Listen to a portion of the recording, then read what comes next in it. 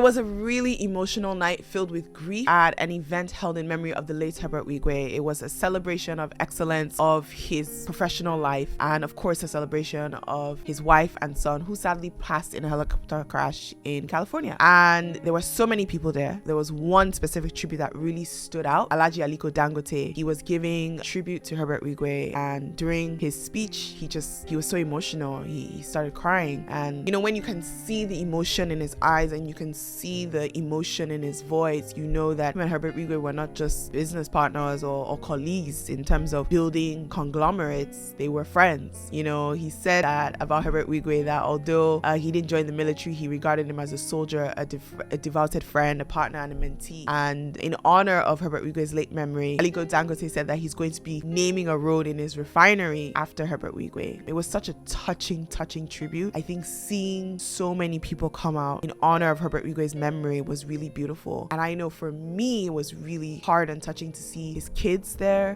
Just the reality of the fact that they were such a close family unit, and it's obvious that the parents were very both involved in their lives, and they don't have that anymore. It just completely ripped me to shreds. The event had many people in attendance. You know, the CBN governor, Yemi Cardoso, was there. Minister of Finance and Coordinating Minister of the Economy, Wale Edun. President of African Development Bank Group, Akinwumi Adesina. Governor Sanwo-Olu was there. Governor of Ogun State. So many people were there. And of course, close friends and family. But I loved listening to all the tributes. And I think attending funerals are so important because they remind you of how finite life is and the reality of our mortality as human beings. And then going to tributes and celebrations of life for people who lived and achieved so much, it's really impactful because you're able to take a peek into the book of their life and see how they're able to have done what it is that they've done and the legacies they've lived. Hearing, especially because this tribute night was specifically talking about his life and his work, and it was mainly people who have worked with him who are giving the tributes. You know, I think they're gonna have different types of service of songs, but this one was for a celebration of excellence of Herbert Wigwe's life as a banker. And it was such a beautiful moment to really hear people who worked with him say, this is how Herbert Wigwe did what he did. This is how he became so great. This is how he built these industries that are contributing so much to our economy, right? His life was not just about building wealth for himself, but he added value. Why? Because he created jobs, he changed systems, he created industries that truly a lot of us benefit from. And hearing how they were able to overcome, you know, there was one person that talked about how Herbert Wigwe, no other bank CEO experienced what Herbert Wigwe experienced when it came to bank takeovers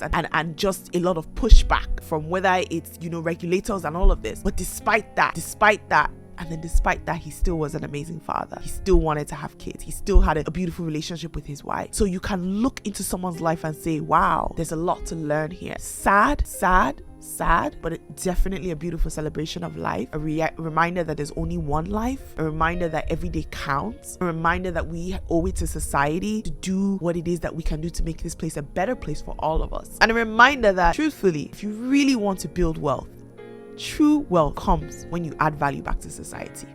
It's just that simple. Herbert Wigwe worked for his money. Not this one where you get rich overnight quickly. No. The tributes showed you that man sweats for his money. And the reward of that sweat is the legacy he has now. So we continue to celebrate the life of Herbert Wigwe, his wife, his son. We're also praying for his family, his parents, his friends, that they would find peace. All of them. His wife's family would find peace. The friend, everyone will find peace, because this is a tragedy. It's a deep tragedy. There was someone online that tweeted this. He said he was an amazing personality indeed. In 2017, I worked closely with him, and the way he marshaled on meetings and solved problems was strangely exciting for me. I'm thinking what a privilege to have worked with him for just a year to learn. RIP to Herbert Wigwe. All right, well, that is it for today on The Scoop. I hope these words that I've left you with give you something to think about. I love you guys. Thank you to all of our amazing Scoop family for always commenting and engaging. I will see you tomorrow, God willing.